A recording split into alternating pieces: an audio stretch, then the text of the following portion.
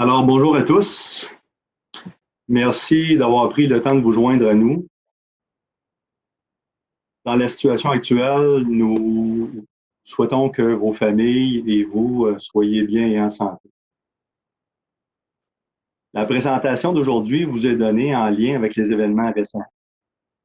Certains investisseurs font face pour la première fois à des rendements négatifs. D'autres approchent de la retraite et voient leur tolérance au risque diminuer. Les fonds distincts font donc certainement partie de la solution pour répondre à ces préoccupations. Alors, mon but aujourd'hui est de vous faire un retour sur les principes de base entourant les fonds distincts afin que vous puissiez facilement les expliquer leur comportement et leur valeur ajoutée.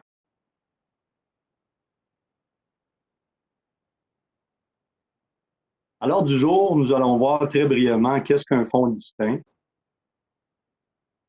Nous avons également révisé les garanties des FPG SSQ. Nous allons également faire le tour des applications de planification successorale pratique. Et nous allons parler également de l'importance de demeurer investi dans le marché actuel. Mais avant de passer à la présentation actuelle, nous aimerions vous faire part des ajustements opérationnels, des assouplissements que SSQ apporte afin de faciliter votre travail et vous aider en cette période de confinement. Tout d'abord, en assurance vie individuelle, nous accepterons une copie numérisée de tout document signé physiquement ou électroniquement au moyen des services suivants: DocuSign, AdopSign, OneSpan. Si vous désirez faire un test avec un essai, nous vous suggérons DocuSign, qui est une application gratuite pour 30 jours d'essai. Alors, cela vous permettra de vous familiariser avec ce type de signature. Les changements de propriétaire ou de bénéficiaire doivent avoir été signés physiquement puis numérisés. Donc, il doit avoir une signature physique et vous pouvez nous les envoyer numérisés. Les documents d'investissement peuvent nous être envoyés via l'option Écrivez-nous du site sécurisé également Astranet. Toutefois, si vous faites affaire avec un agent général qui fait affaire avec FundServe, idéalement passez par votre agent général.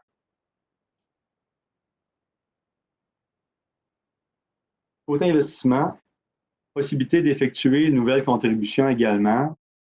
Vous demandez un prélèvement bancaire unique via le formulaire FRA 1394, et il est possible également de faire un paiement bancaire en ligne ajoutant SSQ Assurance Investissement en tant que fournisseur et vous entrez le numéro d'adhésion en tant que numéro de compte.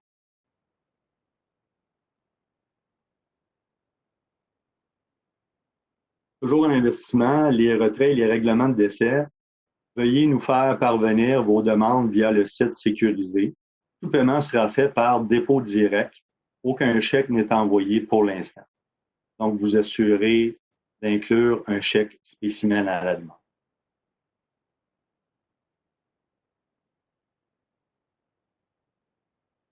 Côté assurance individuelle, concernant la sélection des risques, les examens paramédicaux sont pour l'instant suspendus.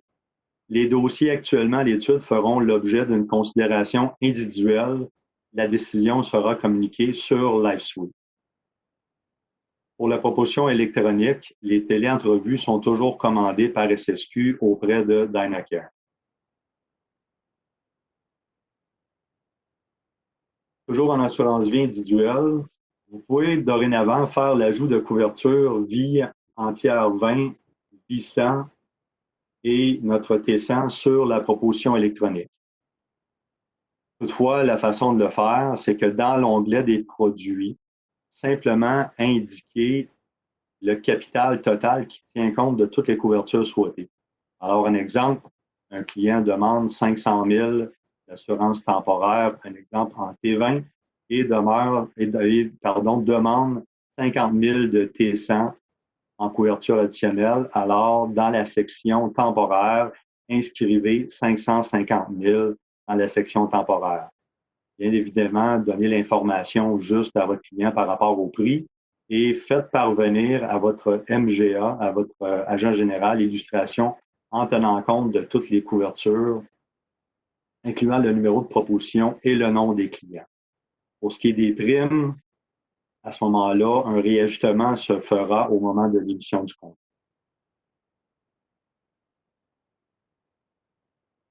Donc, si vous désirez vous familiariser avec notre proposition électronique, c'est possible de le faire via notre microsite ssq.ca/proposition électronique. Alors, cela vous permet de faire la vente à distance en assurance, bien évidemment. C'est possible pour vous de faire des tests, de visionner des démonstrations préenregistrées et d'avoir plusieurs documents à votre disponibilité. Alors, n'hésitez pas également à communiquer avec nous si vous avez des problèmes pour accès, navigation, mot de passe oublié. Vous pouvez écrire à vente.assinv@ssq.ca ou au numéro de téléphone à l'écran.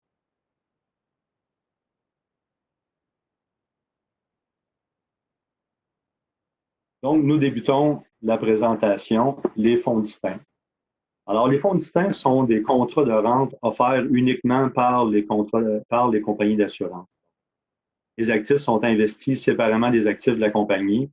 Alors, les fonds propres font partie des actifs et puis les fonds distincts, eux, sont investis dans une fiducie, ce qu'on appelle un gardien de valeur.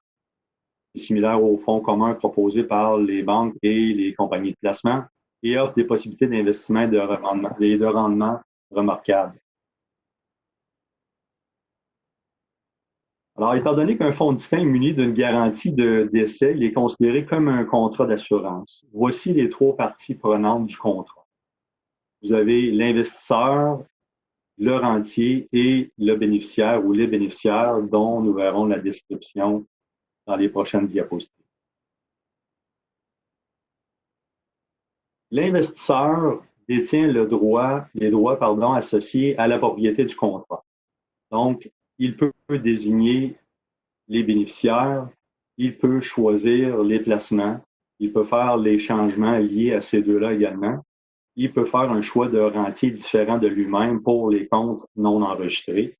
Et il est possible de nommer également un investisseur subsidiaire.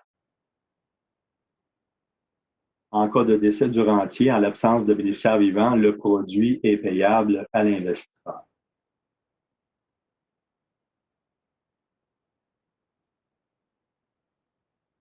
Pour ce qui est du rentier, c'est la personne à laquelle la garantie de décès est basée.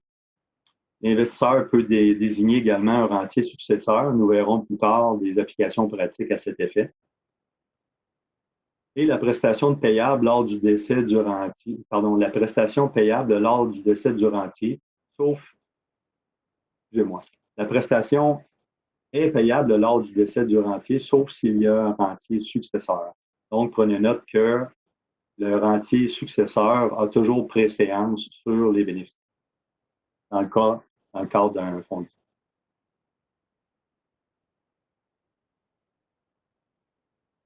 Alors, le bénéficiaire, au décès du rentier, la prestation est bel et bien payable au bénéficiaire.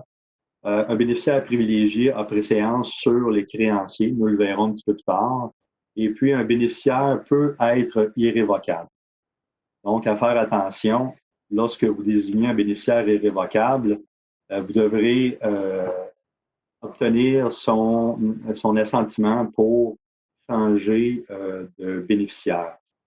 Autre mise en garde, de ne pas nommer préférablement de mineurs comme bénéficiaires irrévocables, sinon le contrat serait bloqué jusqu'à ce que le bénéficiaire atteigne l'âge de la majorité.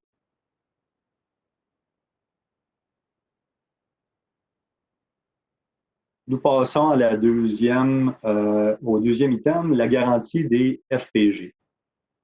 Alors, chez SSQ, vous avez trois garanties disponibles, 75, 75, 75 ans et la 100 est toujours disponible également.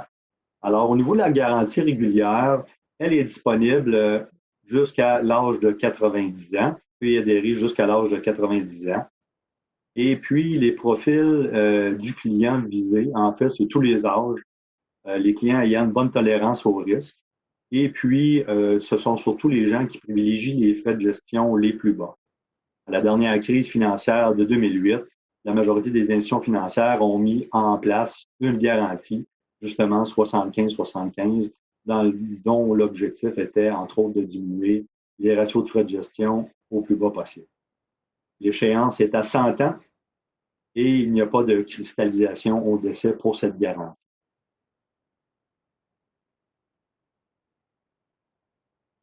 La garantie, elle, enrichie, est disponible pour la prendre jusqu'à l'âge de 75 ans. Alors, la première échéance est à l'âge de 70 ans, minimum 15 ans. Donc, en résumé, pour tous vos clients qui ont moins de 55 ans, la première échéance est à l'âge de 70 ans.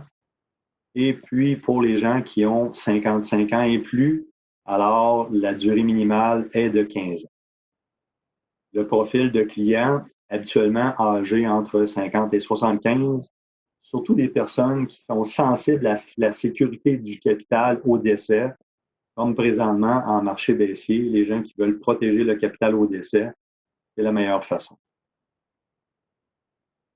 Et puis les gens également qui sont intéressés par les réinitialisations et les cristallisations. Il est possible d'ailleurs de réinitialiser le montant à l'échéance 2 fois par année jusqu'à l'âge de 85 ans. Et la cristallisation au décès s'effectue automatiquement aux 3 ans à la date anniversaire du contrat jusqu'à l'âge de 80 ans. Le coût est d'environ 0,35 de plus qu'un frais de base pour un fonds équilibré. La garantie optimale est également disponible. Vous pouvez la choisir jusqu'à l'âge de 85 ans. La première échéance est également à l'âge de 70 ans. Donc, je répète, pour les gens de 55 ans et moins, la première échéance est à l'âge de 70 ans. Pour les gens de 55 ans et plus, l'échéance est au bout de 15 ans. Possibilité également de réinitialiser 2 fois par année sur demande jusqu'à l'âge de 85 ans. Et la cristallisation au décès, elle, s'effectue automatiquement aux 3 ans, la date anniversaire, également jusqu'à l'âge de 80 ans. Le coût pour une garantie optimale pour une garantie optimale pour 100 ans est d'environ 0,70 de plus que le frais pour sur un fonds équilibré. Donc, dans la situation actuelle, certains clients pourraient vouloir demander effectivement une garantie de 100 à l'échéance et au décès. Alors, vous pourrez lui procurer pour la sécuriser. Donc, également, lorsque la situation sera revenue à la normale, il est possible également pour vos clients de changer de garantie une fois par année civile sans aucun frais. Donc, les personnes peuvent partir d'une garantie 100-100, revenir à une garantie 75-100 ou 75-75 ou faire l'inverse.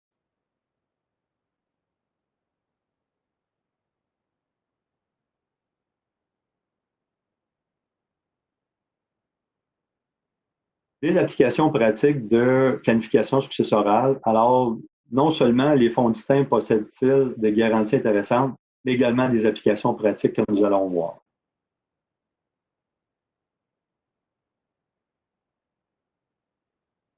Donc, vous avez le règlement rapide au décès. Lors d'un règlement de décès, les sommes placées en fonds communs sont versées dans un compte de succession. Et le temps que tout soit réglé, donc de faire l'inventaire, d'évaluer la situation financière du défunt, de régler les impôts. Même une petite succession peut prendre entre 9 à 24 mois à régler, et si tout va bien. En fonds distincts, mais le fait d'avoir un ou des bénéficiaires de nommer, les sommes sont versées directement, rapidement et en toute confidentialité en quelques semaines, d'où l'avantage que tout investisseur aurait intérêt à avoir un minimum de ses investissements placés en fonds distincts. Comme vous pouvez le voir, vis la section fonds mutuels, c'est marqué coût de règlement possible. Je vous explique. Malgré qu'au Québec, il n'y ait pas de frais d'homologation, un notaire peut baser ses honoraires pour régler une succession sur un pourcentage de la valeur des actifs du défunt. Et si les placements sont dans la succession, écoutez, un frais pourrait être chargé inutilement aux héritiers. Alors, pour vos clients, il pourrait être bien de vérifier leur testament en ce sens. Je vous donne l'exemple ci-joint. Quelqu'un possède des actifs de 1 300 000 et au décès, bien, écoutez, il possède les mêmes actifs, bien évidemment. Les biens possèdent 800 000 en biens et 500 000 Alors, dépendamment de quelle façon le contrat est fait pour régler la succession, le notaire pourrait éventuellement charger un pourcentage même sur des actifs liquides, ce qui serait un non-sens. Alors, pour écouter dans cet exemple-ci, 10 000 inutilement. Donc, ce serait bien de vérifier, de demander à vos clients de vérifier leur testament ou leur testament, effectivement, en ce sens.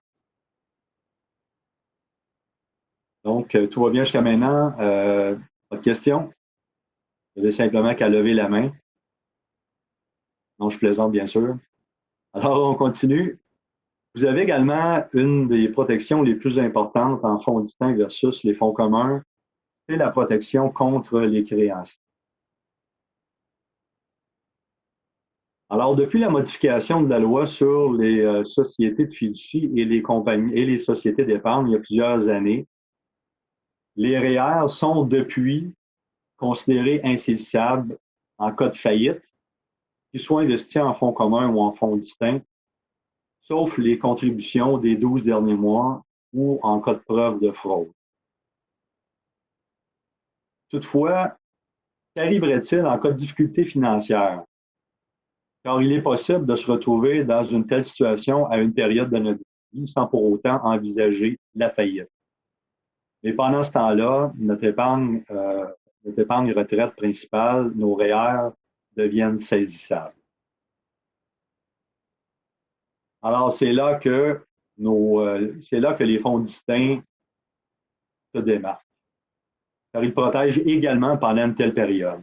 Alors que ce soit pour un individu, un travailleur autonome ou un propriétaire d'entreprise, la possibilité de nommer un bénéficiaire privilégié met à l'abri les REER de vos clients. Alors, dans l'exemple que vous voyez ici, les personnes qui sont considérées bénéficiaires privilégiés sont le conjoint légal, un ascendant, père-mère ou un descendant, les enfants. Ces bénéficiaires privilégiés-là peuvent être nommés révocables. Tout autre bénéficiaire privilégié doit être nommé, toute autre nomination doit être nommée irrévocable afin d'être bénéficiaire privilégié. Alors, peut-être une question qui vous vient à l'esprit, est-ce qu'un conjoint de fait serait considéré, un conjoint de fait révocable serait considéré un bénéficiaire privilégié? Levez la main ceux qui disent oui. Encore une fois, je blague.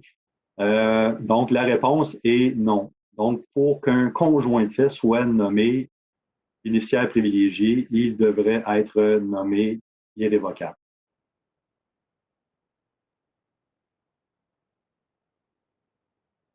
Donc, ça va bien jusqu'à maintenant, j'espère. Alors, un autre avantage, c'est l'option de l'héritage graduel. Alors, il peut arriver à un client ou à des clients de vouloir léguer des sommes à un conjoint ou à un enfant, mais veut simplifier au maximum la distribution de son legs ou parce qu'un héritier présente des difficultés à s'administrer et veut éviter ainsi la dilapidation d'un capital légué. Alors, en complétant le formulaire à cet effet,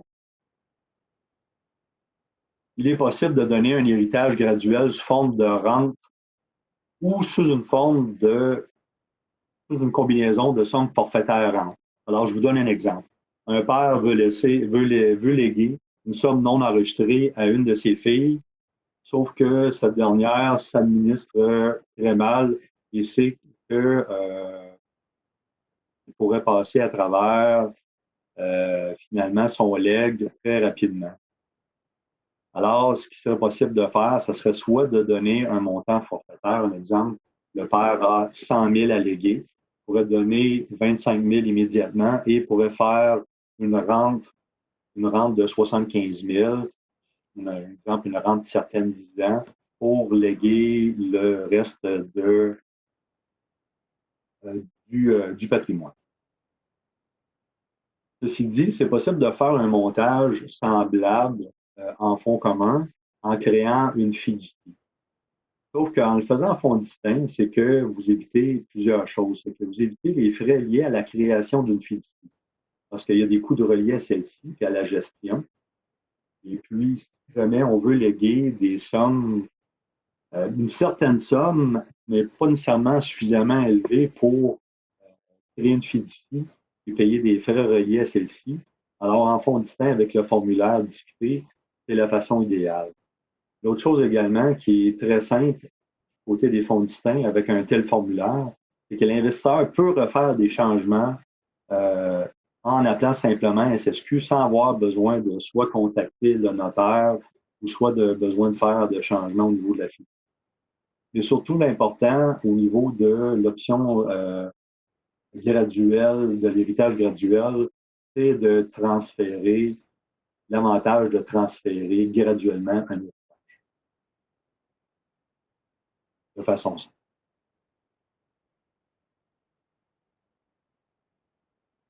Un autre avantage également des fonds distincts versus les fonds communs, les fonds mutuels, donc, c'est la nomination d'un rentier successeur. Alors, elle peut comporter plusieurs avantages. Donc, premièrement, pour les gens qui ont ce qu'on appelle des vieilles garanties possédant une échéance au bout de 10 ans. Donc, possiblement, il est possible de permettre de continuer ces garanties-là rattachées au contrat en nommant ce qu'on appelle un rentier successeur. Ce qui veut dire qu'au décès du rentier principal, qui est habituellement l'investisseur, il y aurait une continuité de contrat et le rentier successeur pourrait continuer cette vieille garantie-là avec des avantages sont plus élevés que les garanties actuelles. Deuxièmement, la personne pourrait vouloir également simplifier la transmission d'un placement. Alors, je vous donne un exemple qu'on a vécu dernièrement avec un conseiller. C'est une femme de 90 ans qui est seule, elle a un placement non enregistré, euh, elle a une fille unique qui est rendue à l'âge de 68 ans et sa fille veut vraiment une transmission le plus simple possible, mais veut laisser toujours la disponibilité de l'argent à sa mère qui est très lucide. Alors à ce moment-là, elle aurait simplement, donc la mère, elle est investisseur et elle est rentière, et ce serait simplement de nommer sa fille rentière successeur. Donc, à son décès, le contrat serait continué en faveur de sa fille de 68 ans qui n'aurait rien d'autre à faire. Elle recevrait une information à l'effet qu'il y a une continuité de la part des SSQ, à l'effet qu'il y a une continuité du contrat en cours. Toutefois, elle aurait besoin de désigner un nouveau bénéficiaire, bien évidemment. Il y a également la possibilité pour vous, en fait, en tant que conseiller, de favoriser une continuité des affaires et un maintien des actifs. Comme vous avez possiblement vu dans d'autres présentations, d'ici la prochaine décennie, écoutez, il y a beaucoup d'actifs qui changeront de main comme jamais auparavant avec le décès graduel des baby boomers. Et le transfert de patrimoine intergénérationnel pourrait atteindre 1000 milliards, 1 billion en fait, 1000 milliards de dollars euh, dans les prochaines années. Toutefois, les statistiques réelles de conservation des affaires d'une génération à l'autre, donc je parle de votre pratique, savez-vous, elle est de combien? À l'heure actuelle, elle est seulement de 7 Là, je ne parle pas d'un transfert de patrimoine d'un conjoint à l'autre. Je parle réellement d'un transfert d'une génération à l'autre. Alors, la conservation des affaires actuelles, elle est seulement de 7 Alors, comment favoriser une augmentation? Bien évidemment, en dehors de vous dire qu'il est primordial pour vous de créer un lien avec les générations suivantes, si cela n'a pas été fait à l'heure actuelle pour diverses raisons. Je vous donne un exemple de ce que vous pourriez faire dans une situation. Une mère dont le conjoint est décédé est investie dans un fonds distinct et lègue une somme toujours non enregistrée. On parle toujours ici de non enregistré parce que l'enregistré, évidemment, s'applique au conjoint survivant. Dans ce cas-ci, un exemple, dans le cas d'un conjoint décédé, la mère veut léguer une somme à ses 3 enfants qui sont adultes, comme non enregistrés.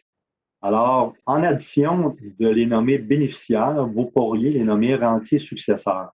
Alors, au lieu de recevoir un chèque, chacun des enfants recevra un relevé de compte, SSQ, avec votre nom de conseiller, qui les inciterait à vous appeler et vous permettrait de créer possiblement un lien avec eux au lieu de simplement leur envoyer un chèque.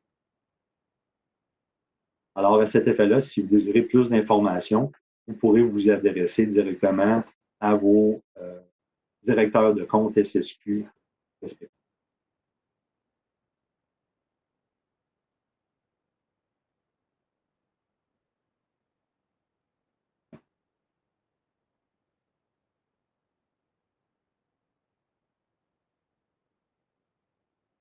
Donc, l'importance de rester investi dans le marché.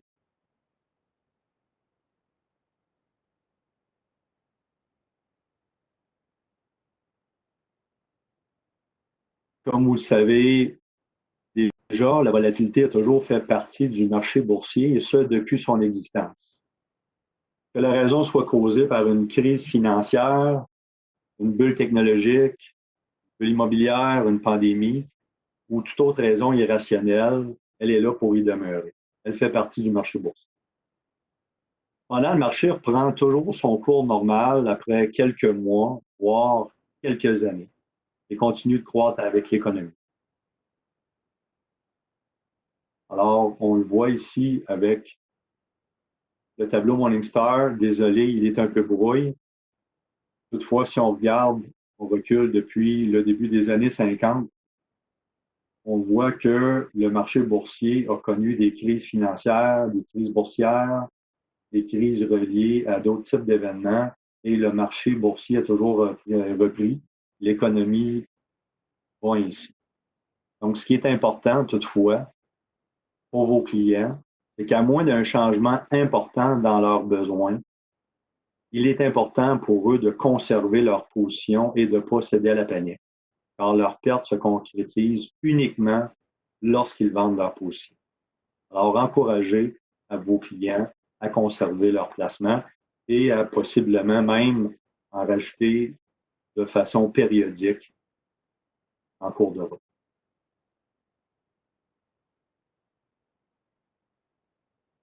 Donc, pour les gens qui ont déjà vécu la crise de 2008 ou pour les gens qui l'ont, les conseillers plus jeunes qui ne l'ont jamais vécu, c'est votre première crise et toute une à l'heure actuelle que vous vivez.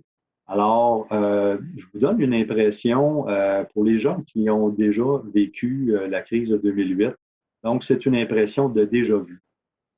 C'est une crise majeure qu'on avait à l'époque, une crise de liquidité qu'on avait vécue qui était très stressante pour certains conseillers, même la plupart des clients. Toutefois, je crois que la majorité des clients ont pris connaissance de l'avantage de conserver les placements et de ne pas bouger. Alors, je veux vous présenter à cet effet-là, c'est quoi le comportement de notre portefeuille, de notre fonds portefeuille stratégie équilibrée, qui soit en disant nos portefeuilles stratégie. Elles sont un des plus vieux dans l'industrie, existent depuis 1997. Donc, on a vu passer la crise de 2002, on a vu passer également la crise de 2008. Et je veux vous montrer le comportement, entre autres, de stratégie équilibrée pendant cette période. Donc, si vous vous souvenez, le marché boursier en 2008 a vu son point le plus élevé dans les alentours du 30 juin 2008. Dépendamment de quelle bourse on parle aux alentours du 30 juin 2008. Ce qui veut dire que pour stratégie équilibrée, une croissance de 10 000 ici au 30 juin. Si on regarde plus loin, 8 mois plus tard, donc dans le bas de la crise, dans les alentours du 28 février, le fonds avait baissé de moins 21%. Alors, pour un fonds équilibré, c'est une baisse assez remarquée en toute sincérité. Pour avoir comparé dans le marché, au moment, j'étais là, en 2008, les fonds équilibrés ont donné ce rendement-là et même moins. Alors, dans la situation de FPG, stratégie équilibrée s'était bien comportée. Toutefois, où je veux en venir avec ça, c'est que, comme vous voyez, j'ai entouré ici en rouge que le fonds aurait valu à un moment donné, quelqu'un qui avait investi 10 000, son fonds, son montant aurait baissé à 7 874. Alors, ajoutez le nombre de zéros que vous voulez à ces montants-là, et en proportion, toute proportion gardée, le fonds aurait baissé de ça. Alors, lorsqu'on dit que notre fonds baisse de 21%, c'est très angoissant pour certains de vos clients. Toutefois, question de vous sécuriser, après combien de temps est-ce que les gens ont repris la perte dans l'exemple de stratégie équilibrée? Après une période de 30 mois. Donc, en 2008, le retour au capital initial s'est fait après 30 mois, donc dans les alentours du 31 décembre. Donc, une personne aurait vu son montant de 10 000 revenir à 10 000, effectivement, après une période de 30 mois. Sauf que dans la situation actuelle qu'on vit, on vit pratiquement la même situation. Qu'est-ce qui serait arrivé si une personne avait paniqué et aurait retiré ses sommes pour l'investir dans un CPG? Donc, c'est probablement la pire chose à faire. Alors, si la personne était sortie au bas du marché, donc à 7 874, et puis a retrouvé le deal du siècle, donc un CPG à 3 %. Alors, simplement pour revenir à son solde précédent, son solde accumulé de 10 000 pour revenir à son même montant, elle aurait besoin d'une période de 8 ans.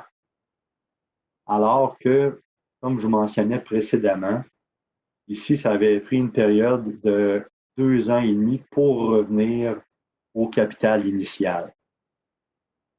Alors, si effectivement cette personne-là avait posé le geste, alors après 8 ans, elle serait revenue à son montant de 10 000, mais après la même durée, après 8 ans de son point le plus bas, avoir conservé, dans l'exemple-ci, stratégie équilibrée, son placement aurait valu 32 % de plus en l'ayant conservé. En tous les cas, simplement vous mentionner que au niveau de SSQ, vous avez la possibilité de choisir entre plusieurs fonds. Donc, si on parle de nos fonds portefeuille, vous avez les portefeuilles stratégies qui sont dans le milieu ici, qui font partie de nos portefeuilles qui ont le plus d'historique. Nous avons également les portefeuilles Celestia qui comportent plus d'obligations mondiales et qui comportent également des fonds spécialisés comme infrastructure et immobilier. Et vous avez également nos portefeuilles bêta intelligents dont l'objectif est de minimiser la concentration au niveau des titres boursiers les plus gros. Donc, autrement dit, le fonds se concentre sur des titres qui ont moins de capitalisation dans le marché boursier dans le but de favoriser une moins grande baisse en marché baissier. À l'heure actuelle, il performe très bien également en marché baissier. Vous pourrez le voir au prochain rendement mensuel lorsque nous émettrons, lorsque nous présenterons les prochains rendements mensuels. Vous pouvez également choisir des fonds sécuritaires et équilibrés à gestionnaire unique. Donc, on a des fonds spécialement montés pour SSQ avec la firme Guardian. Donc, revenu mensuel sécuritaire Guardian. Et vous avez également revenu mensuel Guardian, qui est un fonds équilibré, un fonds sécuritaire. Vous avez également deux fonds populaires avec CI, répartition d'actifs canadiens, CI Cambridge, et revenu et croissance mondiale, CI Signature. Donc, vous pouvez choisir ces placements-là. Ils sont disponibles dans toutes les garanties. Ou si vous désirez, vous pouvez choisir des gestionnaires à la carte. Donc, c'est possible de choisir, faire des choix, de vous prendre un choix de fonds, par exemple, un fonds noyau en tant que fonds équilibré ou fonds portefeuille, et de construire avec d'autres gestionnaires comme Fiera Capital, qui performent extrêmement bien en marché actuel, et de composer avec de l'inclure dans le portefeuille de vous.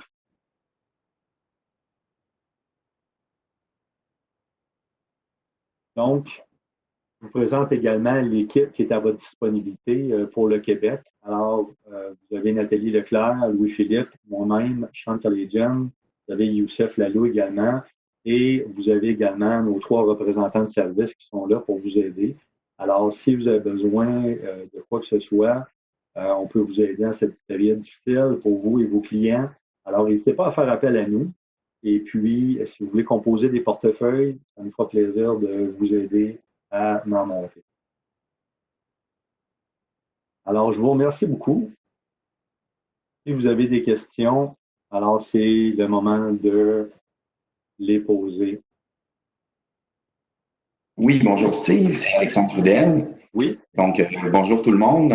Donc, pendant la présentation, merci Steve d'avoir donné cette présentation-là. Puis, on a pu répondre, je crois, à toutes les questions qui nous ont été posées là, dans le questions et réponses. S'il y en a d'autres, gênez-vous pas, on va rester là encore quelques instants pour pouvoir les répondre. Alors, on me demande, Alexandre, au niveau de la présentation, de quelle façon elle va être disponible si les gens veulent la revoir. Oui, parfait. Merci pour la question. Donc, la présentation est enregistrée. Elle sera mise sur notre chaîne YouTube. Puis aussi, nous pouvons l'envoyer sur demande par courriel. Vous m'excuserez également concernant les directeurs de compte qui sont disponibles auprès des SSQ. Toutes mes excuses à notre nouvelle recrue, Alexandre Desbiens, qui fait partie de l'équipe. Alors, les gens qui sont dans l'industrie depuis un bout, vous connaissez assurément Alexandre Desbiens, qui fait partie de notre équipe de directeurs de compte. Alors, vous pouvez vous adresser également à Alexandre Desbiens pour les gens qui font affaire, entre autres, finalement avec vos agents généraux respectifs. Alors, je vous remercie beaucoup à tous. Nous vous souhaitons le meilleur possible pour vous et votre famille. Demeurez en santé et c'est ce qui est là pour vous aider justement à traverser cette période difficile. Vous avez des questions, si vous avez besoin d'aide, n'hésitez pas à faire appel à nous. Prenez connaissance de nos facilités transactionnelles, des améliorations finalement qu'on a fait au niveau de nos exigences. Alors, sur ce, je vous remercie beaucoup et au plaisir.